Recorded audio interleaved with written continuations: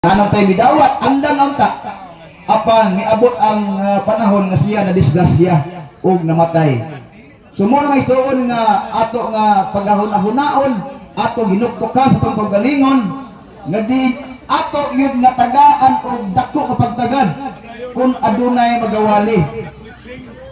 O di na to ingon pa nga pasanginlan ang magwali, kay kini ang among tuyo may suon, dili kini ingon nga mandaot, manghilabot, di po mi ingon nagwali kay kami rin maluwas, sayop na. Nagwali mi kay gusto mi nga kanong tanan nga makadungog sa maayong pulong sa Ginoo, sa maayong balita, maluwas. Kay mao kini ang plano sa atuang Ginoo.